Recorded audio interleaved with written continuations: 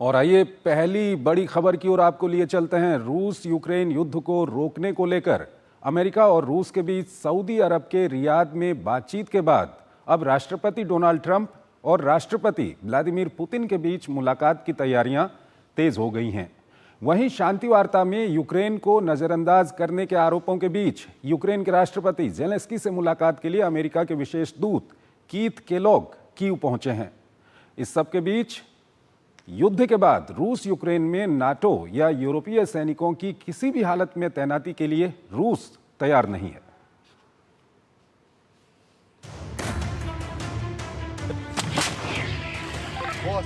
अमेरिकी राष्ट्रपति Donald Trump 3 साल से युद्ध की आग में जल रहे यूक्रेन पर शांति का पानी डालने की कवायद में तेजी से जुट गए हैं।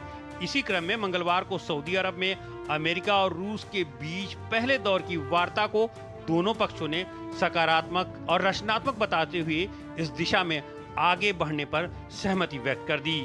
यूक्रेन के बिना यूक्रेन का हल निकालने की कोशिश से दरकिनार कर दिए गए राष्ट्रपति जेलेंस्की से मुलाकात के लिए अमेरिका के विशेष दूत कीथ केलॉग कीव पहुंचे। रियाद वार्ता में तय हुआ था कि दोनों देश यूक्रेन पर वार्ता को आगे बढ़ाने के लिए टीमों का गठन करेंगे। अब रूस ने कहा है कि अमेरिका द्वारा टीम गठित किए जाने के बाद ही मॉस्को अपनी टीम तय करेगा। हालांकि रूस ने बैठक में साफ कर दिया था कि उसे किसी भी कीमत पर अपनी सीमा के पास नाटो मंजूर नहीं है। दरअसल अमेरिका की ओर से कहा गया कि युद्ध के बाद शांति बहाली की कोई भी गारंटी यूरोप की तरफ से आनी चाहिए। इसके जवाब में रूस ने कहा कि यूक्रेन में यूरोपीय सेना तैनात किया जाना मंजूर नहीं है। साथ ही अपनी सीमा पर नाटो की मौजूदगी को रूस के लिए बड़ा खतरा बताया। पिछले दिनों ब्रिटेन ने कहा था कि युद्ध के बाद वो यूक्रेन में अपनी सेना को तैनात करने के लिए तैयार हैं। हालांकि कई यूरोपीय देशों ने इस प्रस्ताव को खारिज कर दिया था। अब लाव्रोव ने अमेरिकी राष्ट्रपति के उस बयान की सराहना की है जिसमें उन्होंने नाटो में यूक्रेन के शामिल होने के प्रयास को अमेरिकी समर्थन को युद्ध का एक कारण बताया था। अमेरिका की तरफ से जितनी बातें अब तक सामने निकल कर आई हैं, उसमें रूस बढ़त लेते हुए दिखाई दे रहा है। तो सवाल उठता है कि रूस की खातिर राष्ट्रपति ट्रंप नाटो को भी नजरअंदाज कर सकते हैं, जैसा कि वो बार बार नाटो के सदस्य देशों से रक्षा पर खर्च को बढ़ाने की मांग कर रहे हैं। इस बीच क्रेमलिन ने कहा है कि राष्ट्रपति ट्रंप और राष्ट्रपति पुतिन के बीच इस महीने के अंत तक मुलाकात हो सकती है। जेलेंस्की के रियाद बैठक में आमंत्रित नहीं किए जाने वाले बयान पर पलटवार करते हुए ट्रंप ने कहा है कि यूक्रेन बहुत पहले जंग को खत्म करने के लिए समझौता कर सकता था। वहीं जेलेंस्की ने ट्रंप पर रूसी दुष्प्रचार के जाल में फंसने का आरोप लगाया है। साथ ही उन्होंने कहा कि अगर कोई उन्हें पद से हटाना चाहता है तो ऐसा होने नहीं जा रहा है। उधर यूरोपीय संघ ने रूस पर नए प्रतिबंध लगा दिए हैं। साथ ही यूरोपीय देश यूक्रेन पर आगे की रणनीति तय करने के लिए अगले दौर की वार्ता कर रहे हैं। वहीं रूस के यूक्रेन पर ताबड़तोड़ हमलों में ओडेसा पूरी तरह से अंधेरे में डूब गया है।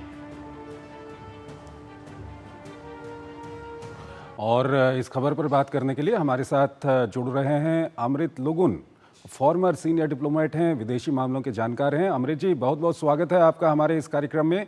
पहला सवाल जो मैं आपके सामने रखने चाह रहा हूं, जिस तरह से जेलेंस्की और डोनाल्ड ट्रंप के बीच में वार पलटवार चल रहा है, हमने अपनी रिपोर्ट में भी दिखाया, और अभी अभी ये खबर आई है कि डोनाल्ड ट्रंप ने अपने ट्रुथ सोशल मीडिया में लिखा है जेलेंस्की के लिए, उन्होंने कहा है कि वो डिक्टेटर हैं विदाउट इलेक्शन के। ये जो वार पलटवार चल रहा है, इसको आप किस तरह से देखते हैं? जी धन्यवाद। इसमें एक समझने वाली बात है कि अभी ये जो युद्ध चल रहा है, जो कि बहुत अनफॉर्चुनेट है, ये अब 3 साल हो गया जैसे कि जब ये शुरू हुआ था, मुझे याद है 2022 में। तो यही सबका अनुमान था कि ये जल्दी से जल्दी ख़त्म हो जाएगा। लेकिन ये अभी 3 साल होने वाला है और इसका कोई अंत दिख नहीं रहा। और इसके जो दुनिया के जो बोलते हैं जियोपॉलिटिक्स में, और जो दुनिया के जो इकोनॉमी है उसमें इसका बहुत बुरा असर हो रहा है। और रशिया एक बहुत बड़ा देश है, और जब ट्रंप के पहले जो डेमोक्रेटिक सरकार थी तो वो जो यूक्रेन को काफ़ी उनसे सैन्य मदद मिल रहा था। और उनके फेवर में मिल रहा था। तो अचानक से ये जो स्थिति पलटती हुई दिख रही है, जैसे कि डोनाल्ड ट्रंप है, वो बिजनेसमैन है और का बैकग्राउंड है उनका, जो है पृष्ठभूमि है, तो वो नहीं चाहते हैं कि युद्ध आगे बढ़े, क्योंकि इसमें जो है कि परोक्ष या इनडायरेक्ट वे में जो है कि नेटो किसी तरह इसमें सम्मिलित है और उनका सैन्य खर्चा हो रहा है। और नेटो में जो सबसे बड़ा जो एक अमेरिका का जो एक दुख जो ये एक पक्ष रहा है कि नेटो के हिसाब से हर नेटो सदस्य को अपने जीडीपी का या का 2% जो है जो है कि रक्षा पर उनको खर्च करना चाहिए। जी। लेकिन बहुत कम देश ऐसा करते हैं, अमेरिका और कुछ अन्य देश जैसे ग्रीस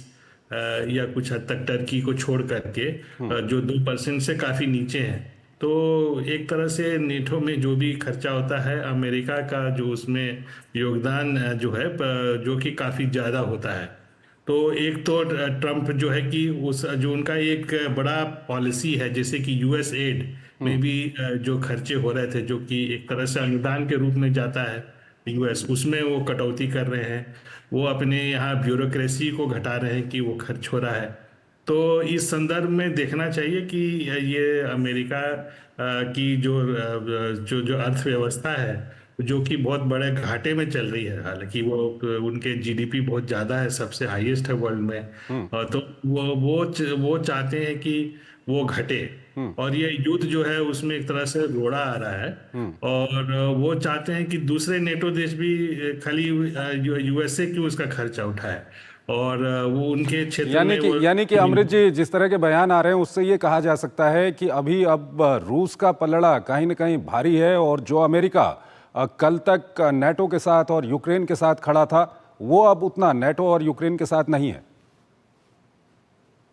हाँ, कुछ कुछ उस हिसाब से, हाँ, चाहे जाने अनजाने में रूस का पलड़ा भारी अभी उस हिसाब से दिखता जरूरी है, जो कि पिछले एक ट्रम्प से के आने से पहले जो स्थिति बनी थी उसके हिसाब से तो रूस के हिसाब चल रहा है। जिस तरह से उनके जो डिफेंस सेक्रेटरी, जो हमारे रक्षा मंत्री के बराबर माने जाते हैं, उनका भी एक बयान आया था कि अगर युद्ध समाप्ति में जो है कि अगर यूक्रेन को कुछ जो जिन क्षेत्रों में रशियन लोग का जो कब्जा हो गया पूर्वी यूक्रेन में, अब हाँ, उसमें अगर कुछ जो क्षेत्र ना भी लौटे, या तो क्राइमिया को यूक्रेन में फिर से शामिल हो जाना, ये सब एक बहुत ही, ये जो बोलते हैं ना, सपनों का कारण, सपनों की तरह होगा।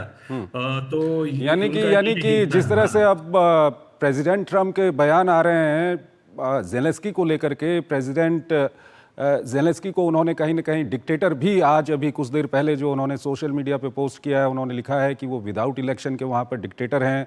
साथ ही साथ वो कल जो वार और पलटवार चला है डोनाल्ड ट्रंप और वोलोदिमीर जेलेंस्की के बीच में, उसके बाद ये अंदाजा लगाया जा सकता है कि जब निगोशिएशंस होंगी तो अब यूक्रेन का पलड़ा उतना भारी नहीं रहने वाला है जितना यूक्रेन सोच रहा है इसको लेकर के। हाँ जी, ये एक जरूर एक जो टैक्टिक्स बोल सकते हैं कि जो जेलेंस्की के ऊपर इस तरह से बोल कर कि वो थोड़ा सा दबाव में आ जाए, वो पीछे हटे ना, तो एक ये है। हालांकि जेलेंस्की तो एक चुनाव में ही जो यूक्रेन के राष्ट्रपति बने थे और चुनाव के थ्रू आए हैं, उनका एक राजनीतिक पृष्ठभूमि है।